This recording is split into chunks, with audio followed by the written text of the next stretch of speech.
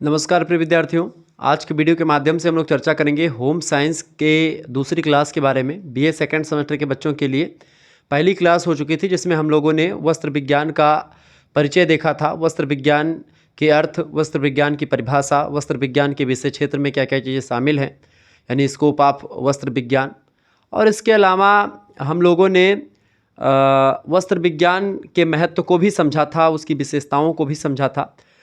बहरहाल आज का जो वीडियो है वो वस्त्र विज्ञान से ही रिलेटेड है। दूसरी क्लास वस्त्र विज्ञान और परिधान का परिचय, परिवार संसाधन प्रबंध, बीए सेकंड सेमेस्टर में या बीएससी सेकंड सेमेस्टर में होम साइंस सब्जेक्ट में शामिल होता है। यूनिट नंबर 1 की क्लास 1 हो चुकी है। क्लास 2 के बारे में आज हम चर्चा करेंगे, जिसमें हम लोग देखेंगे वस्त्र तंतु क्या होता है, वस्त्र तंतु से आप क्या समझती हैं, यानी उसकी परिभाषा, और वस्त्र तंतुओं का वर्गीकरण। प्राकृतिक तंतु क्या होते हैं, प्राकृतिक में भी वानस्पतिक, जांतव और खनिज तंतु जो हैं वो क्या होते हैं, और मनुष्य के द्वारा निर्मित जो होते हैं यानी कि मानव निर्मित जो तंतु होते हैं, जिसमें आपका यांत्रिक विधि और रासायनिक विधि के द्वारा जो बनाए जाते हैं, उन सभी के बारे में विस्तार चर्चा करेंगे। सभी की विशेषताओं, क्वालिटी, सभी के बारे में चर्चा करते हुए आगे बढ़ेंगे। तो इससे पहली क्लास हो चुकी जिसमें हम लोगों ने सभी चीज़ों को अध्ययन कर लिया था। वस्त्र विज्ञान मतलब वस्त्र तंतुओं का आशय यानी उसका अर्थ और परिभाषा हम यहाँ पर देखेंगे, फिर उसके अंदर उसका वर्गीकरण करेंगे, एक एक तंतुओं पर विस्तार से चर्चा करने का प्रयास करेंगे। हेडिंग डालेंगे वस्त्र तंतुओं का आशय, चैप्टर नंबर मतलब कि सेकंड चैप्टर।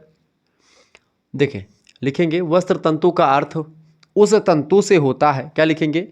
वस्त्र तंतु का आशय या अर्थ उस तंतु से होता, तंतु माने रेशा, धागा या धागों से पहले की प्रक्रिया, उस तंतु से होता है जिससे धागे या सूत तैयार किए जाते हैं। यानी एक ऐसा तंतु या ऐसा रेशा जिससे धागे बनाए जाते हैं, उसी को तंतु कहा जाता है। वस्त्र को बनाने के लिए जिन तंतुओं का प्रयोग करके धागों का निर्माण किया जाता है उसको तंतु कहते हैं, उसको रेशा कहते हैं। और उसे सूत को विभिन्न बुनाई की विधियों के द्वारा कपड़ों, यानी सूत माने जो धागा या जो सूत हमने तैयार किया, उसी धागों को बुनाई की प्रक्रिया के द्वारा, कटाई की प्रक्रिया के द्वारा बुन करके, गूंथ करके हम वस्त्र बनाते हैं। ठीक है, कपड़ों के रूप में परिवर्तित किया जाता है, जिससे पहनने योग्य वस्त्र तैयार किए जाते हैं। अर्थात वस्त्र तंतु एक प्रकार की कच्ची सामग्री है जो कि विभिन्न प्रकार की प्रक्रिया के द्वारा पहनने के योग्य वस्त्र को तैयार करने में सहायता करती है या जो है सहायक सिद्ध होती है। यानी एक ऐसी कच्ची सामग्री जिससे धागों का निर्माण होता है, धागों की बुनाई करके वस्त्रों का निर्माण होता है। यानी कि एक ऐसी कच्ची सामग्री जिससे वस्त्र बनाने में सहायता होती है, सहायक सिद्ध होता है, वैसी कच्ची सामग्री को हम तंतु कहते हैं। ठीक है, लिख देंगे यही। हेडिंग डालेंगे वस्त्र तंतुओं की परिभाषा। तो ये रहा अर्थ, परिभाषा हेडिंग डालेंगे, लिखेंगे वस्त्र तंतुओं की परिभाषा इस प्रकार से दी जा सकती है। कैसे? वस्त्र तंतु वह आधारीय दृष्टिगत, यानी जिसको आप देख सकते हैं, और सूक्ष्म इकाई होता, सूक्ष्म माने छोटी इकाई जिसको हम देख सकते हैं। तंतु आधारीय दृष्टिगत इकाई होती है जिसको हम देख सकते हैं, और एक आधार होता है वस्त्र को बनाने का, जिसमें कि वस्त्र निर्माण हो आवश्यक गुण होते हैं, जिसे वस्त्र निर्माण में कच्ची सामग्री के रूप में प्रयोग किया जा सकता है। इस चीज को हम तंतु कहते हैं या वस्त्र तंतु कहते हैं। समझ में आ गया होगा, इसमें कोई रॉकेट साइंस नहीं, बहुत ही सरल चीज़ें हैं। वस्त्र निर्माण की कच्ची सामग्री सूत कही जाती है, मतलब कि धागे जो है तंतु कही जाती है। तंतुओं का निर्माण जो होता है, तंतुओं के बाद में धागों तंतुओं से बनाए जाते हैं और धागों से फिर वस्त्र बनाए जाते हैं। इस प्रकार वस्त्र तंतु वस्त्र निर्माण की प्रक्रिया का मूल आधार होता है। इसी तंतु से धागे तैयार किए जाते हैं, जिससे बुनाई की विचित्र मतलब बुनाई की तमाम विधियाँ होती हैं, चूँकि बुनाई, साटिल बुनाई, ठीक है, ट्विल बुनाई, सादी बुनाई, तो इन बुनाई की प्रक्रियाओं या विधियों के द्वारा वस्त्र को तैयार किया जा सकता है। जब इस वस्त्र को विभिन्न प्रयोजनों हेतु उपयुक्त बना करके उपयोग में लाया जाता है तो वस्त्र परिधान में बदल जाता है। परिधान क्या होता है? वस्त्र तो कोई भी हो सकता है, लेकिन जब आप उसी वस्त्र को वर्दी के रूप में पहनते हैं तो वही परिधान हो जाता है। जब उसी वस्त्र को आप जो है किसी ड्रेस के रूप में पहनते हैं तो वो परिधान के रूप में काम करने लगता है। वस्त्र तंतु विभिन्न प्रकार के होते हैं, यानी कई प्रकार के। कुछ तंतु छोटे होते हैं, कुछ तंतु बहुत लंबे होते हैं, कुछ घुंघराले होते हैं, कुछ धारीदार होते हैं, कुछ खुरदरे होते हैं तंतु, कुछ सीधे होते हैं, कुछ चमकीले होते हैं। इस तरीके से तंतुओं की विशेषताएं भी अलग अलग होती हैं। किसी में अत्यधिक उच्च या निम्न तनाव सामर्थ्य होता है तंतुओं में, या कुछ पारदर्शी तंतु होते हैं, कुछ अपारदर्शी तंतु होते हैं, कुछ रंगीन तंतु होते हैं, कुछ जिसमें रंग ही नहीं होता यानी रंगहीन होते हैं, कुछ कोई रूप से में एक समान अथवा असमान होता है। आशय यह है कि विभिन्न प्रकार के तंतु होते हैं जिनसे भांति भांति यानी अलग अलग प्रकार के वस्त्र बनाए जाते हैं। तंतुओं की कई प्रकार के तंतु पाए जाते हैं। आइए अब तंतुओं की विशेषताओं को समझते हैं हम। देखिए तंतुओं का वर्गीकरण कैसे करेंगे, इसको थोड़ा सा एक चार्ट के माध्यम से आप समझेंगे ज़्यादा बेटर रहेगा। देखिए ये चार्ट आपके समक्ष प्रस्तुत है, इसको आपको दिखाई पड़ा होगा वस्त्र तंतुओं का वर्गीकरण, ठीक है। अगर मैं इसको आपको समझाना चाहूँ तो आपको दिख रहा होगा यहाँ पर विस्तार से। देखिए वस्त्र, इसको ऐसे बना लीजिएगा, वस्त्र तंतुओं का वर्गीकरण। दो प्रकार के तंतु पाए जाते हैं, ठीक है, प्रकृति में दो प्रकार के। वैसे प्राकृतिक तंतु पहला होता है प्राकृतिक तंतु, ठीक है, और दूसरा होता है मानव निर्मित या कृत्रिम तंतु। कृत्रिम तंतु होता है दूसरा, और पहला आपका क्या होता है प्राकृतिक तंतु, जो प्रकृति में मिल जाते हैं हमको, ठीक है। अब प्राकृतिक तंतुओं की अगर बात करें बेटा, तो प्राकृतिक तंतु जो होते हैं वो तीन प्रकार के होते हैं। पहला होता है आपका वानस्पतिक तंतु, ठीक है। दूसरा होता है जांतु तंतु जो जंतुओं से बनते हैं, ठीक है, वनस्पति जो वनस्पतियों से बनते हैं। और तीसरा होता है खनिज तंतु। खनिज तंतु में जैसे सोना चांदी के वस्त्र जो महिलाएं पहनती हैं वो। तो खनिज तंतु तो आप जान ही गए, इसका कोई मतलब नहीं, बहुत कम मात्रा में पहले सोने और तांगी के जो सोना और चांदी को गला करके उसके पतले पतले धागे बना करके फिर उससे राजा महाराजाओं के वस्त्रों पर कढ़ाई करी जाती थी। पहले होता था, आज भी कभी कभी थोड़ा बहुत दिखता है जो महंगे वस्त्र होते हैं उन पर, लेकिन अब इसका प्रयोग थोड़ा सा कम हुआ। तो सोना और चांदी थोड़ा सा, ये खनिज तंतुओं में सोना चांदी आ गया तो इसका कम प्रयोग होता है क्योंकि बहुत महंगा होता है। दूसरा होता है जांतु तंतु। जांतु तंतु की अगर बात की जाए तो जांतु तंतु जो होता है बेटा, इसमें ऐसे रेशमी वस्त्र होते, जंतुओं से बनता, रेशम के कीड़े होते हैं, उन्हीं कीड़ों से जो है धागे रेशे बनाए जाते हैं, उन्हीं रेशों से धागे बनते हैं, फिर धागों से वस्त्र बनता है। तो रेशम के कीड़े से रेशमी वस्त्र होता है जिसको आप सिल्क कहते हैं। जैसे एक होता है कॉटन, एक होता है सिल्क। कॉटन होता है सूती और सिल्क होता है आपका जिसको आप रेशम कहते हैं। कहते नहीं कि भाई तुम्हारे बाल बड़े सिल्की हैं, तो आप गाना सुना होगा, सिल्क माने होता है रेशम, ठीक है। ये रेशमी जुल्फ़ें शरबती आँखें, तो जुल्फ जो होता है उससे की तुलना किससे करी जाती है, मनुष्य के बालों की तुलना रेशम के धागों से या रेशम के जो एक प्रकार से तंतु होते हैं उनसे करी जाती है। खास करके लड़कियों के बालों की तुलना, चूँकि बहुत ही मुलायम और बहुत ही पतले होते हैं, बहुत ही चमकीले होते हैं, ठीक है। तो सेम ऐसे ही चमकीला होता है रेशम, ठीक है, सिल्क जिसको कहते हैं। बनारसी सिल्क पर की साड़ी जो है बड़ी फेमस होती है, महंगी भी आती है, जिसमें बनारसी भी चीज़ें होती है और सिल्क का बनी होती है, यानी कि रेशमी और बनारसी मिक्सचर, ठीक है। और दूसरा होता है ऊन। ऊन किसी से भेड़ों से या किसी भी अन्य जानवरों की जो बाल होते हैं उनसे निकाले जाते हैं, तो वो होता है ऊन। तो रेशम और ऊन ये दो क्या होते हैं, ये जंतुओं से निर्मित तंतु होते हैं, ठीक है। कौन कौन से, रेशम और ऊन, समझ में आ रहा है ना। और जो वानस्पतिक तंतु होते हैं प्राकृतिक तंतुओं में, वो भी दो प्रकार के होते हैं। एक वनस्पतियों में एक तो बीज से बनने वाले तंतु होते हैं, जैसे कपास। कपास से जो कॉटन का वस्त्र बनता है, सूती वस्त्र जिसको आप कहते हैं। तो पहले तो कपास का पौधा लगाया जाता है, उस पौधे में जो बीज बनता है उसी बीज से कपास का निर्माण होता है। तो ये कपास हो गया, यानी वनस्पतियों में बीज से बने तंतु। और दूसरा होता है तने से बनने वाले तंतु। तने में जो होता है तीन प्रकार के तंतु बनते हैं, एक तो होता है लिनन, एक होता है जूट और एक होता है हेम्प, ठीक है। कौन कौन से होते हैं बेटा, एक होता है आपका लिनन, ठीक है, जूट और हेम्प। ये तीन जो होते हैं वनस्पतिक तंतुओं में से तने से बनने वाले तंतु हैं, लिनन, जूट और हेम्प। बीज से निकलता है कपास, यानी सूती जो वस्त्र होता है। जांतो जो एक प्रकार से आपका प्राकृतिक तंतु है, उसमें रेशमी और ऊन तंतु आते हैं, और खनिजों से निर्मित सोना और चांदी आता है। तो ये तो हो गया प्राकृतिक तंतु, ठीक है, जिसको मैंने वर्गीकृत किया, आप इसको नोट डाउन कर लीजिएगा।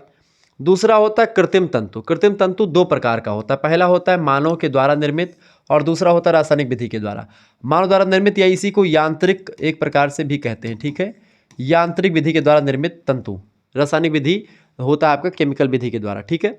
अब मानव निर्मित तंतुओं में से खास करके रियान नाम का जो तंतु होता है, ये यांत्रिक विधि से बनाया जाता है। कौन सा तंतु, रियान। रियान क्या है अभी हम चर्चा करेंगे आगे चल करके, ठीक है। तो रियान क्या होता है, मानव द्वारा निर्मित तंतु होता है, खास करके कृत्रिम तंतु है रियान।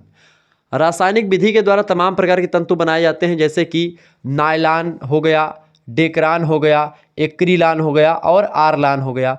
तो ठीक है, इसी प्रकार से ये रासायनिक विधि के द्वारा तमाम प्रकार के रासायनिक प्रोडक्ट का प्रयोग करके, तमाम विधियों का प्रयोग करके ये नायलॉन के तंतु, डेक्रान, एक्रिलान, आरलान, ऐसे तमाम प्रकार के तंतुओं का निर्माण किया जाता है। ये रहा एक प्रकार से एक ओवरऑल व्यू कि भाई तंतु का वर्गीकरण कैसे कर सकते हैं, तो इस तरीके से तंतुओं का वर्गीकरण आप कर सकते हैं।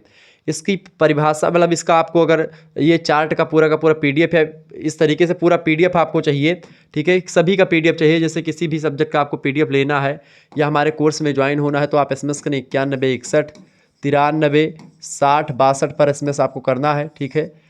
इसको क्या SMS करना, अपना नाम, अपनी यूनिवर्सिटी का नाम और अपने सब्जेक्ट के नेम करके आपको भेज देने हैं।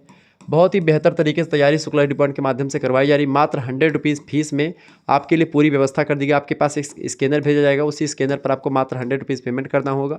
उसके बाद में आपको व्हाट्सएप ग्रुप से जोड़ दिया जाएगा और वहाँ पर आपको सभी सब्जेक्ट की तैयारी आपको मिल जाएगी। तीनों मेजर सब्जेक्ट की तैयारी, एक माइनर सब्जेक्ट की और एक को करिकुलर सब्जेक्ट की तैयारी आपकी विधिवत हो जाएगी। इसमें आपके 2 टाइप के मॉडल पेपर भी होंगे, यानी MCQ टाइप की भी तैयारी आपकी हो जाएगी और आपकी सब्जेक्टिव टाइप की भी तैयारी आपकी हो जाएगी, ठीक है। और इसमें आपका क्या होगा, बेहतर तरीके से आपको बता दूं, लाइव क्लासेस भी मिलेंगी इसमें, ठीक है। उसके अलावा वीडियो लेक्चर्स भी आपको मिलेंगे, PDF नोट्स मिलेंगे, ठीक है। Model paper, revision class, chapter wise class, सब कुछ आपको मिलती रहेगी। यानी बेहतर तरीके से आपकी पूरी तैयारी हो जानी है, ठीक है। यूनिट नंबर 1 की क्लास 2 ये है, ऐसे ही क्लास 3 आएगी, 4 आएगी, इस तरीके से क्लास आगे होती रहेगी। और सारी क्लासेस हो सकता है कि यूट्यूब पर ना अवेलेबल हो पाए तो आपको वहाँ पर प्राइवेट क्लासेस भी कुछ मिलेंगी व्हाट्सएप पर। जिनको भी जुड़ना है वो जुड़ सकते हैं। बहुत ही आसान तरीके से आपको जुड़ने की पद्धति, अगर आप नहीं चलाते कुछ भी पेमेंट ऑनलाइन करने वाला, तो अपने माता पिता से, अपने भाई से, अपने दोस्त यार से, किसी से आप सेंड करवा सकते हैं। मात्र 100 रुपये फीस रखी गई है ताकि हर एक बच्चियाँ पढ़ पाएँ। तो जियोग्राफी मतलब कि आपका इसमें जियोग्राफी, पॉलिटी, हिस्ट्री, हिंदी, जो भी आपका सब्जेक्ट होगा सभी भी इसी में सबकी तैयारी हो जाएगी। केवल होम साइंस की नहीं बल्कि सभी की तैयारी आपकी मात्र 100 रुपये में हो जाएगी। तो जिनको भी जुड़ना है वो हमारे साथ जुड़ सकते हैं। अभी SMS करें, जल्दी जुड़ेंगे तो आपका फ़ायदा होगा। आप क्लासेस में आपको क्लासेस मिलती रहेंगी, उसकी PDF मिलते रहेंगे। एग्जाम टाइम आएगा तो उसमें मॉडल पेपर, रिवीजन क्लास, महामैराथन क्लास की PDF नोट्स मिलेंगे, इंपॉर्टेंट प्रश्नों की मिलेगी, प्रीवियस क्वेश्चन पेपर मिलेंगे, मॉडल पेपर मिलेंगे, सब कुछ आपको मिलेगा। तो बहुत ही बेहतर चीज़ें मिलेंगी आपको, PDF नोट्स के साथ चीज़ें मिलती रहेंगी। जिनको भी जुड़ना है फटाफट से जुड़ जाइएगा, ठीक है। तो ये सब आपको PDF मिल जाएगा, इसको आप आसानी से पढ़ लीजिएगा। हम तंतुओं की प्राप्ति के आधार पर तंतुओं को 2 वर्गों में बांट सकते हैं, एक प्राकृतिक तंतु, एक रासायनिक या संश्लेषित तंतु, ठीक है, या मानव निर्मित तंतु। अब एक एक करके हम चीज़ों को समझने का प्रयास करते हैं। कुछ तंतु जिनकी प्राप्ति प्रकृति है प्राकृतिक तंतु कहलाते हैं, ठीक है, तथा कुछ अन्य तंतु जिनको रासायनिक या संश्लेषित विधियों के द्वारा बनाया जाता है उसको कृत्रिम तंतु कहते हैं, ठीक है। 2 प्रकार के तंतु होते हैं, एक वानस्पतिक तंतु मतलब एक प्राकृतिक तंतु और एक कृत्रिम तंतु या मानव निर्मित तंतु या रासायनिक विधि के द्वारा बनाए गए तंतु, ठीक है। अब एक एक तंतुओं को हम उसकी विशेषताओं को या उसके बारे में समझ लेते हैं कि ये है क्या। हेडिंग डालेंगे प्राकृतिक तंतु। प्राकृतिक तंतु प्रकृति की किसी न किसी वस्तु से प्राप्त किए जाते हैं। लिखेंगे कि प्राकृतिक तंतु प्रकृति की किसी न किसी वस्तु से ही प्राप्त किए जाते हैं। प्रकृति में प्रदत्त जो वस्तु होती है उन्हीं से हम उन तंतुओं को बनाते हैं। कुछ तंतु विभिन्न प्रकार के पेड़ पौधों के तनों या फूल से, जैसे कि रियान, कुछ जानवरों की खाल से स्थित बालों से जैसे ऊन, कुछ प्रकृति में प्राप्त कीड़े मकोड़ों से जैसे रेशम प्राप्त किए जाते हैं। कीड़ों मकोड़ों से रेशम, जानवरों की खाल या बाल से हम ऊन बनाते हैं और तनों से, पेड़ पौधे से, फूल से रियान बनाते हैं। तो ये सब प्राकृतिक तंतु है। इसके अतिरिक्त कुछ खनिज तंतु भी होते हैं जो प्रकृति से प्राप्त खानों से प्राप्त किए जाते हैं, जैसे सोना चांदी हो गया, उनसे जब हम वस्त्रों को बनाते हैं, ठीक है, रेसे बनाते, तो वो सब। इस प्रकार प्राकृतिक तंतु 3 प्रकार के हुए हैं, वानस्पतिक तंतु, जांतव तंतु और खनिज तंतु। अब हम प्रत्येक प्रकार के तंतुओं का विस्तृत वर्णन प्रस्तुत कर रहे हैं जो आपको पढ़ने में आपको आसानी होगी और इन तंतुओं को एक केस स्टडी के रूप में अगर आप देखेंगे कि ये फला तंतु क्या है, जैसे वानस्पतिक तंतु, हेडिंग डालेंगे वानस्पतिक तंतु। अब वानस्पतिक तंतुओं की अगर बात की तो इसमें भी कई प्रकार के तंतु हैं। प्रकृति जनित उन रेशों को उन्हें वनस्पति जगत से, जिनको वनस्पति जगत से प्राप्त करते हैं, पेड़ों पौधों से प्राप्त करते हैं, वनस्पतियों से प्राप्त करते हैं, वो वानस्पतिक तंतु होते हैं। इसके अंतर्गत हम इसी का अध्ययन करते हैं। इन तंतुओं की रचना मुख्य भाग सेलुलोज का होता है, सेलुलोज का होता है मुख्य भाग इन तंतुओं का जो बनता है। सेलुलोज आप देखते हैं एक जो है एक आप मान सकते हैं कि एक शर्करा होती है कार्बोहाइड्रेट टाइप की। वनस्पति तंतु सांद्र अम्लों की क्रिया से तुरंत क्षतिग्रस्त हो जाते हैं जब किसी क्षारकों का इन पर कोई मतलब कि जबकि इनकी मतलब क्षारकों का इन पर कोई प्रभाव नहीं पड़ता, लेकिन अगर अम्ल इन पर आ जाता है तो इनका प्रभाव घटने लगता है। वनस्पतिक तंतु 4 प्रकार के होते हैं। अब इसमें हम समझ लेते हैं वनस्पतिक तंतु क्या है। इसमें जैसे आप देखें कपास, ये आपसे पूछा जाएगा अति लघु उत्तरीय में, प्रश्न खूब पूछा था कपास क्या है, लिनन क्या है, ठीक है, जूट क्या है, ये सब वानस्पतिक तंतु हैं। अभी हम जो है रेशम के बारे में चर्चा करेंगे, जो आपका प्राकृतिक तंतु है जो कीट से बनता है, और उसी में रियान के बारे में चर्चा करेंगे जो कि तंतुओं से बनता है, मतलब कि तनों से बनता है, ठीक है। जबकि आप देखते कीड़े मकोड़ों से बनता है, वो आपका क्या नाम है, रेशम। कपास, इस तंतु की प्राप्ति कपास के पौधों से होती है। कपास के पौधों के जब फल झड़ जाते हैं तब कोए निकलते हैं। कोया मतलब जो बीज का जो ऐसे कोया होता है, वो कोया, कटहल का कोया देखें, ठीक ऐसे ही कोया टाइप का होता है। इन कोयों के चारों ओर कपास का रेशा चिपका रहता है जो समस्त बीज को घेरे रहता है। उसी कोये को निकाल करके उससे एक प्रकार से धागों का निर्माण किया जाता है विधियों के द्वारा। कपास के बने वस्त्र उपयोगी होते हैं, विश्वव्यापी हैं। दुनिया के सभी देशों में सूती वस्त्रों का बोलबाला रहा है। इनके निर्माण में कोई अधिक व्यय भी नहीं होता है, खर्चा भी ज़्यादा नहीं लगता है, और टिकाऊ होते हैं। इसलिए सूती वस्त्र सस्ते भी हैं, लोकप्रिय भी हैं, सभी लोग इसको पहनते भी हैं। यानी सूती वस्त्र जो होते हैं ये वर्तमान में प्रासंगिक भी, वर्तमान ही नहीं बल्कि आदिकाल में भी, वर्तमान में भी और भविष्य में भी ये जो है प्रासंगिक हैं। सभी लोग इसको पहनना पसंद करते हैं, चूँकि सस्ता भी है, लोकप्रिय भी है और टिकाऊ भी होता है। दूसरा जो होता है वनस्पति तंतुओं में, वो कौन सा होता है, लिनन। लिनन नाम का तंतु जो होता है ये क्या होता है, देखें, यह तंतु सन यानी फ्लैक्स नामक पौधे के तने से प्राप्त किया जाता है। पौधे शीतोष्ण जलवायु तथा नमी युक्त स्थानों पर उत्पन्न होते हैं। इनके तने पर नीले व पीले रंग के फूल लगते हैं। ये तंतु पौधों की ऊपरी परत के तने के रूप में लिपटे रहते हैं। अनेक रासायनिक प्रक्रियाओं के करने के पश्चात इन तंतुओं को वस्त्रोपयोगी बना करके वस्त्रों को बुना जाता है। इन तंतुओं से बने वस्त्र काफ़ी कोमल होते हैं, चिकने होते हैं और कीमती होते हैं। सन, आप जानते हैं सन एक पेटुआ नाम का वृक्ष होता है। पेटुआ आप देखे होंगे, मक्के के साथ बोया जाता था। तो सेम उसी प्रकार से लिनन भी होता है। लिनन भी मक्का उस टाइप का होता है। जैसे सन तैयार करते हैं, पहले आप देखते रस्सी वगैरह जो बनी जाती रस्सी, तो अब तो प्लास्टिक की रस्सी आने लगी है, नहीं तो पहले किसकी रस्सी होती थी, सन की रस्सी होती थी। मुझे याद है मक्के के साथ में बरसात के महीने पेटुआ नाम का एक वृक्ष बोया जाता था। पौधा आप कह सकते हैं, वृक्ष कहना उचित ना होगा क्योंकि वृक्ष बड़े होते, पौधा छोटा होता था। मक्के के आकार का होता था, हरा हरा होता था। पेटुआ पर नीले और सफ़ेद कलर का, पीले कलर का पुष्प लगता है, उससे भी तैयार होता है। और खासे पुष्प से नहीं, उसकी जो छाल होती है ऐसी इतनी पतली पतली, मतलब इतना मोटा मोटा, लगभग आप मान करके चलो कि अब मैं बता सकूं तो मतलब कि 4-5 ठू ऐसे कलम बना लो, उतना मोटा होता था पेटुआ। तो उसको लेकर के पेटुआ का उसको काट करके हम लोग लाते थे और जल में कम से कम नहीं तो 2 दिन या 3 दिन उसको भिगोए रहते थे। हरा हरा वृक्ष होता था। जब उसको पानी में भिगोए रहते तालाब में, 2-3 दिन के बाद में फिर उस पेटुआ को हम लोग उठा करके लाते थे और उसको बाहर निकालते थे। अब उससे बदबू तो बहुत आती थी क्योंकि तालाब में तमाम प्रकार के जो है कीड़े मकोड़े मछलियाँ होती, तो उससे तमाम अलग टाइप की स्मेल आती थी। बट उसको निकाल करके हम लोग लाते थे, उस पर फिर उसका जो ऊपर वाला वो परत होता था चमड़े वाला, वो एक प्रकार से फूल जाता था। मैं वास्तव में बता रहा हूँ, मैं अपनी क्रिया मैंने ये किया है। तो उसको उसकी ऊपरी परत को निकालता था ऐसे करके, तो वो जब उसको मतलब कि वो फूल जाता था, वो निकल जाता था। उसका जो डंडा होता था वो सल्फुलाई कहा जाता था। उसको रख देते थे हम लोग, सफ़ेद सफ़ेद निकलता था अंदर पूरा, और ऊपर की छाल जो होती थी उसको निकाल लेते थे, वो भी सफ़ेद बाद में हो जाती थी। उस छाल को निकाल करके हम लोग अपने छप्पर पर जो होता था फैला देते थे। छप्पर पर फैलाने के बाद में जब वो सूख जाता था उसकी छाल, तो वो एक प्रकार से छाल को हम लोग जो है उसको सन कहते थे, फ्लैक्स, ठीक है। और उसी सन को एक प्रकार से उसके लंबे लंबे धागे होते थे, जितने लंबे, ठीक है, वो मोटा मोटा होता था। वैसे उसके धागे निकाल करके भी हम बना सकते हैं वस्त्र। तो उसको हम लोग क्या करते थे, रसरी बरते थे, इसे गाय गोरू बांधने के लिए, भैंस वगैरह बांधने के लिए उससे रस्सी का काम तमाम होता था। तो फिर उसको बैठ करके बरना होता था, उसको बरते थे, यानी कि उसको पकड़ करके ऐसे चोटी गूथा जाता है, ऐसे से करके उसको बरा जाता था, रस्सी बरना। तो वो मुझे पता था, आज भी मैं, जैसे पैती देखें पवित्री, वैसे टाइप का होता था। आप लोगों को याद होगा, अगर आप थोड़े से गाँव वगैरह से होंगे तो पेटुआ आपको याद होगा। आप तो खैर नहीं बोया जाता है, पहले होता था। तो वो एक प्रकार से पेटुआ होता था, उससे उसी सन से जो है धागा बनता था, बड़ा बड़ा रस्सी बनती थी, ठीक है। और उसी धागे से जो है उसकी अलग अलग रासायनिक विधियों के द्वारा उसको वस्त्र भी बना सकते थे, तमाम प्रकार की चीज़ें उससे कर सकते थे, ठीक है। जो सनहवा बोरा आता, सनहवा बोरा आप देखे हैं, सनहवा बोरा देखें जिसमें आलू भरी रहती है। तो प्लास्टिक के बोरे में भी आलू आने लगी है, लेकिन सनहवा बोरा में, सन वाले बोरे में आती है आलू, ठीक है। वो सनहवा बोरा, वो जो सन बनता है वो पेटुआ वृक्ष से ही बनता है, ठीक है। तो इस तरीके से बनता था। ठीक है। तने से जो है प्राप्त होता है, ये कोमल, चिकना और कीमती भी होता है। चूंकि ये लिनन नाम का पौधा जो होता है सेम पेटुआ की भांति होता है, लेकिन ये वस्त्रों के लिए होता है। वो सन जो हम लोग बनाते थे सेम इसी प्रक्रिया के द्वारा ये भी बनाया जाता है। ठीक है, इसलिए मैंने आपको समझा दिया। अगला होता है आपका जूट। जूट जो होता है ये बेसिकली जूट के बोरे वगैरह आपने देखा होगा, तो सेम वैसे ही होता है जैसे ये फ्लैक्स जो होता है, या फिर जो आपका लिनन होता है थोड़ा सा दूसरे टाइप का होता है। जूट वनस्पति जगत से प्राप्त यह तंतु जूट को पौधों से प्राप्त किया जाता है।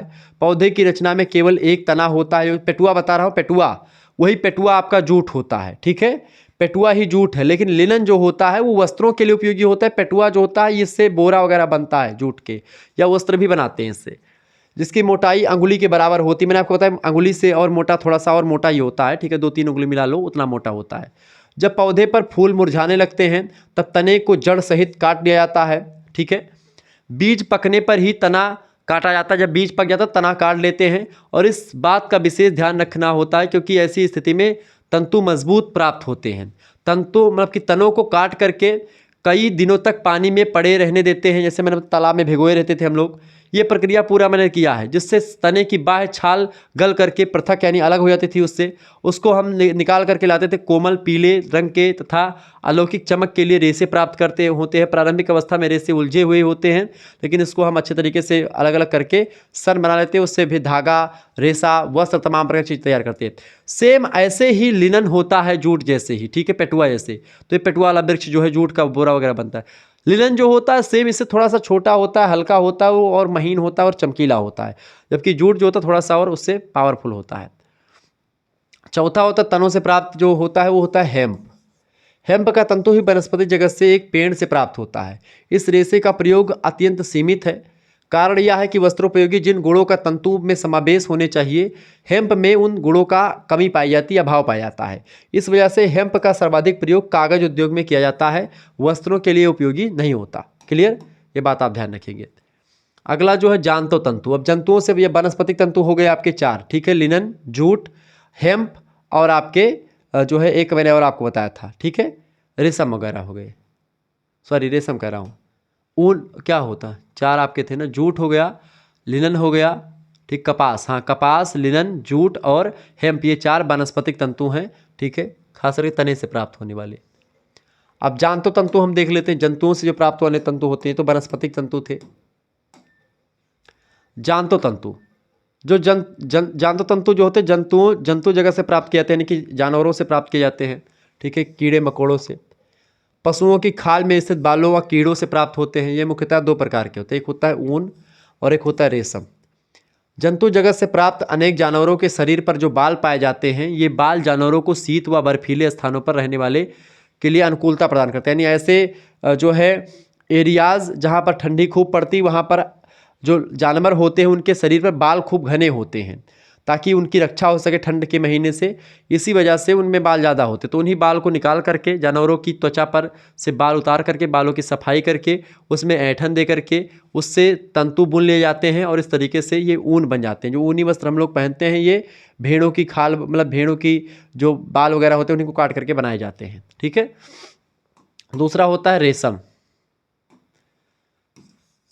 जांतु तंतुओं में कीड़ों के द्वारा प्राप्त जो रेशम का तंतु है, इसका प्रयोग वस्त्र उद्योग में काफ़ी पुराना और महत्वपूर्ण है, और बहुत ही इंपॉर्टेंट, बहुत ही महंगा भी वस्त्र होता है, और बहुत ही फेमस वस्त्र होता है रेशम का। रेशम का कीड़ा सहतूत या ओक की पत्तियों पर पाला, मतलब कि पतला, मतलब कि उस पर पतला, मतलब पाला जाता है। अंडे से कीड़ा बनने तक की स्थिति में यह 4 अवस्थाओं से होकर गुजरता है। पहली स्थिति इसकी होती है अंडा। अंडा से बनता है लार्वा, लार्वा से बनता है प्यूपा, और प्यूपा से बन जाता है कीड़ा, और उसी कीड़े से फिर एक प्रकार से बनाया जाता है इसको। ठीक है, वैसे तो कई प्रकार की चीज़ें होती हैं इसमें, लेकिन 4 स्थितियाँ होती हैं। लार्वा की स्थिति में आने पर मुंह पर स्थित 2 लार ग्रंथियों से निकले लार जैसे स्राव से अपने आप को पूर्णतः लपेट लेता है। इसी अवस्था में इसे कोकून कहते हैं। कीड़े को इसी अवस्था में मार करके विभिन्न प्रक्रियाएं अपना करके रेशम का तंतु प्राप्त किया जाता है। यह धागा सुंदर, चमकीला, मजबूत और मुलायम होता है, तो उसके लार्वा की स्थिति में ही उसको मार दिया जाता है। कोकून जब वो बनता है उसी समय, और उससे तंतु यानी धागे बनाए जाते हैं। ठीक है, अगला होता है आपका खनिज तंतु। खनिज तंतुओं की अगर बात की, खनिजों से प्राप्त होते हैं जैसे सोना, चांदी वगैरह। जो तंतु खानों से यानी माइंस से प्राप्त किए जाते हैं। खनिज तंतु कहलाते हैं, जैसे कि सोना, चांदी, एस्बेस्टस। यह पदार्थ ठोस रूप में अपनी प्राप्ति स्रोत से निकाले जाते हैं। धातु को शुद्ध करके विधिवत इनसे तार खींचे जाते हैं इन धातुओं से, जैसे इनको गला करके। खनिज तंतुओं से जरी का काम, अनेक प्रकार की किनारी यानी कि ब्रेड का झालर वगैरह लगा करके वस्त्र बना करके वस्त्रों को सुंदर और सुसज्जित बनाया जाता है। इसके पूरे वस्त्र नहीं बनते, बस वस्त्रों पर केवल फिनिशिंग के लिए ऐसी चीज़ों का प्रयोग किया जाता है। ठीक है, तो जंतु ये और ये होगा। अगला हो गया आपका कृत्रिम तंतु। कृत्रिम तंतु के बारे में समझ लेते हैं। अभी तक प्राकृतिक तंतु था, कृत्रिम तंतु। इस प्रकार के तंतु प्रकृति के किसी भी स्रोत में नहीं प्राप्त किए जा सकते हैं, वरन इन्हें बनाने हेतु रासायनिक या यांत्रिक विधियां प्रयुक्त करी जाती है, यानी कि रासायनिक या यंत्रों के माध्यम से इसको बनाया जाता है। ये तंतु प्राकृतिक तंतुओं की अपेक्षा अधिक मजबूत और अस्थायी होते, चूंकि इसको मनुष्य अपने हिसाब से बनाता है। इनकी प्राप्ति के स्रोत भी प्राकृतिक तंतुओं की भांति सीमित काल में नहीं होते हैं, यानी ये एक प्रकार से खूब पाए जाते हैं और इनको अपने हिसाब से लोग बना सकते हैं। आधुनिक की परिस्थितियाँ व फैशन के अनुरूप इन वस्त्रों को बना करके उनका प्रयोग खूब हो रहा है। ये तंतु दो प्रकार के होते हैं। पहला होता है मानव के द्वारा निर्मित तंतु। मानवकृत तंतुओं के निर्माण हेतु लकड़ी या बांस की लुगदी व कपास को रासायनिक प्रक्रियाओं का प्रयोग करके घोल में परिवर्तित कर लिया जाता है। तत्पश्चात इस तैयार घोल को बारीक छिद्रों वाले स्पीरी मतलब कि स्पीमेरेट उसी से होकर के गुजारते हैं। मतलब कि पहले घोल तैयार कर लेते हैं, इसका पेस्ट बना लेते हैं। उसी पेस्ट को एक जो है पतले पतले उसका मशीन होती है उसी में डालते हैं, उससे पतले पतले रेसे लंबे लंबे निकलने शुरू हो जाते हैं। ठीक है, होकर गुजारा जाता है। फलस्वरूप बारीक और आबिरल व चमकदार रेशा प्राप्त होता है। इस धागा इस तंतु को सुखा लिया जाता है। मानवकृत तंतुओं को सम्मिलित सामूहिक रूप से रियान कहते हैं, तो इसका नाम रियान हो जाता है। रियान का शाब्दिक अर्थ होता है जो प्रकाश परिवर्तित करे, यानी जो चमक प्रदर्शित करे। रियान कई प्रकार के होते हैं, इसी के अनुसार उनके भौतिक और रासायनिक गुण अलग अलग होते हैं। रियान का वर्गीकरण देखिए। रियान जो होता है, पहला होता है आपका नाइट्रोसेलुलोज रियान। रियान निर्माण की यह सर्वाधिक प्राचीन विधि है। सन 1884 ईस्वी में प्रोफेसर जॉर्ज एडमर्स ने सर्वप्रथम इस विधि के द्वारा रियान को बनाया था। इस विधि से कपास पर नाइट्रिक अम्ल व गंधक के घोल की क्रिया करके उसका घोल तैयार किया जाता है, और तैयार घोल के गाढ़ेपन को कम करने के लिए उसमें एल्कोहल या ईथर की मात्रा मिलाई जाती है। तब तैयार घोल को बारीक छिद्रों से स्पिनेरेट से गुजारा जाता है और इसके बाद में ईथर या एल्कोहल वाष्प बन करके उड़ जाता है तथा अविरल धागा जो होता है वो नीचे बच जाता है और वो धागा निर्मित हो जाता है। प्राप्त धागे को पहले सुखा लेते हैं, उसके बाद में फिर उससे वस्त्र बनाते हैं। अत्यधिक खर्चीला है ये, उसी की वजह से इस विधि को आधुनिक काल में उपयोग नहीं किया जाता है। पहले इस विधि का प्रयोग करके जो है रियान के वस्त्र बनाए जाते थे। बिस्फोस विधि के द्वारा भी रियान बनाया जाता है। बिस्फोस विधि देखिए, रियान बनाने की इस विधि का आविष्कार 1892 ईस्वी में जो है बेबर क्रॉस महोदय और मीडल नामक मतलब कि वैज्ञानिकों ने किया था। बांस की लुगदी से कास्टिक सोडा की अभिक्रिया करा के उसे क्षारीय सेलुलोज में परिवर्तित कर देते थे। 2-3 दिन के बाद में इसमें कार्बन डाई सल्फाइड यानी कि CH2 मिला करके जैनथेट सेलुलोज बना लेते हैं। इससे कास्टिक सोडा के पतले घोल में डाल करके गाढ़ा होने देते हैं। प्राप्त गाढ़े पदार्थ को ही बिस्फोस कहते हैं। बिस्फोस को जमने पर बारीक छिद्रों वाले स्पिनेरेट से होकर के फिर इसको गुजारा जाता है और इससे अविरल धागा रियान नाम का प्राप्त होता है। इस विधि से सुंदर वस्त्रों का निर्माण होता है। बिस्फोस विधि प्रयोग में लाई जाती है। ठीक है, चौथा जो रियान होता है वो होता है कुप्रामोनियम रियान। इस विधि का सर्वप्रथम प्रयोग सन 1890 ईस्वी में फ्रांस में के वैज्ञानिक थे LH देसापिसज, उन्होंने किया था कुप्रामोनियम रियान विधि का प्रयोग। इस विधि के कपास की पट्टियों, कॉटन जो लाइनर्स मतलब कि लिंटर्स होते हैं उसको कच्चे माल के रूप में प्रयुक्त किया जाता है। इनका कास्टिक सोडे में घोल करके कॉपर सल्फेट और अमोनियम या अमोनिया हाइड्रोक्साइड डाली जाती है। द्रव के जमने पर उसे स्पिनेरेट से होकर के गुजारा जाता है। फलस्वरूप धागा प्राप्त होता है। स्पिनेरेट मतलब कि जालीदार होता है, उसी में सब डाल देते हैं घोल, उससे पतले पतले धागे लंबे लंबे निकलते हैं। समई बरना देखते हैं, समई बरना कभी देखें मशीन से, तो सेम वैसे समई बरने वाली जो मशीन होती है उसमें महीने धागे होते हैं। अब समई में आटा हम लुगदी जो होती है आटे की उसमें ठूंसते हैं और जब उसको बढ़िया से बेलन वगैरह से लेकर ठूंसते हैं उसके बाद मशीन चलाते हैं तो उससे पतली पतली धागे लंबे लंबे निकलते हैं समई वाली। तो सेम ऐसे प्रक्रिया होती है लेकिन वो घोल अलग होता है। रासायनिक विधियों से निर्मित तंतु। रासायनिक विधि से कौन कौन से तंतु बनते हैं? केमिकल और सिंथेटिक फाइबर्स।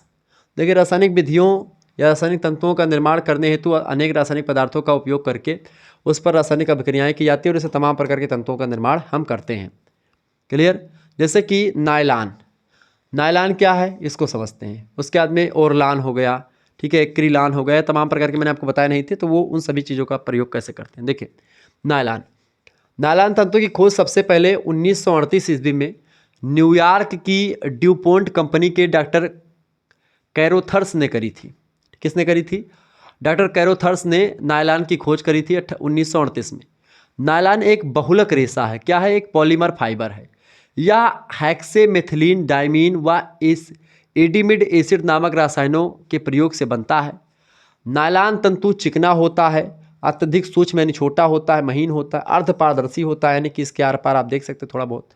ये तंतु असीमित लंबाई का होता है। वस्त्र बनाते समय इन्हें आवश्यकता अनुसार लंबाई के हिसाब से काट लिया जाता है। चूँकि ये बहुत ज़्यादा लंबे होते हैं, वस्त्रों के हिसाब से इसको काट लिया जाता है। दूसरा होता है ओरलान। सर्वप्रथम इस तंतु का निर्माण सन 1944 ईस्वी में किया गया था। कब किया गया था? 1944 ईस्वी में ओरलान का सबसे पहले प्रयोग किया गया। इसके निर्माण हेतु एथिलीन ऑक्साइड तथा हाइड्रोसाइनिक एसिड को अभिकृत करा करके, यानी उसको मिला करके एमिलोनिट्रिक नामक पदार्थ प्राप्त कर लिया जाता है। एक्रिलोनिट्रिक पदार्थ को घोलक में घोल करके छोटे छोटे छिद्रों वाली स्पिनेरेट से होकर गुजारा जाता है। फलस्वरूप अविरल धागा प्राप्त होता है। तंतु को काट करके व खींच करके आवश्यकता के अनुसार शक्ति प्रदान करी जाती है और इसके बाद तंतु को नियंत्रित मात्रा में ढीला छोड़ देते हैं ताकि वह अस्थायी रूप से ले सके। और ओरलान तंतु अत्यधिक चिकने और चमकदार होते हैं और इस तरीके से ये एक प्रकार से तंतु का निर्माण होता है। तो ये होता है ओरलान। ऐसे ही अगला होता है डेक्रान। ठीक है, डेक्रान जो तंतु होता है, इसकी अगर बात की जाए तो यह तंतु जो होता है रासायनिक तंतु पॉलिस्टर से बनता है। इसके तंतु सीधे, चिकने और गोल होते हैं। इन्हें ताप सुनम्य यानी कि टेम्परेचर पॉलिस्टिक बनाया जाता है, यानी ताप को ये एक प्रकार से सह सकते हैं। इसको नायलॉन की तरह पिघला करके काटा जाता है और इन पर नमी का कोई प्रभाव नहीं पड़ता है। पानी अवशोषित करने की क्षमता भी इनमें बहुत कम होती है, यानी पानी को ये सोख नहीं पाते हैं डेक्रान के वस्त्र। धोने के पश्चात इनके वस्त्र सिकुड़ते नहीं, क्रीज एक सी बनी रहती है, यानी कि इसको इस्त्री यानी प्रेस करने की भी ज़रूरत इन वस्त्रों पर, डेक्रान के वस्त्रों पर नहीं पड़ती है। इस तरीके से सारी चीज़ें होती हैं। ठीक है, ये बात आप ध्यान रखेंगे। इस तरीके से आप लोगों ने इन वस्त्रों को देखा, डेक्रान वगैरह। तो अब आपका यहाँ पर इस चीज़ें संपन्न हुई। अगली जो क्लास होगी उसमें हम वस्त्र तंतुओं की विशेषताओं के बारे में समझेंगे। इसमें तंतुओं की भौतिक और रासायनिक विशेषताओं को विस्तार से देखेंगे। क्योंकि आज की क्लास लेंगे तो बड़ी लंबी हो जाएगी, ऐसे में तीसरी क्लास आएगी। मिलते हैं फिर नेक्स्ट वीडियो में, तब तक के लिए जय हिंद, जय भारत। आप सभी का बहुत बहुत धन्यवाद। हमारे साथ जुड़ने के लिए, इसी प्रकार से अपना प्यार हमेशा बनाए रखेंगे। बहुत बहुत धन्यवाद आप सभी का हमारे साथ जुड़ने के लिए।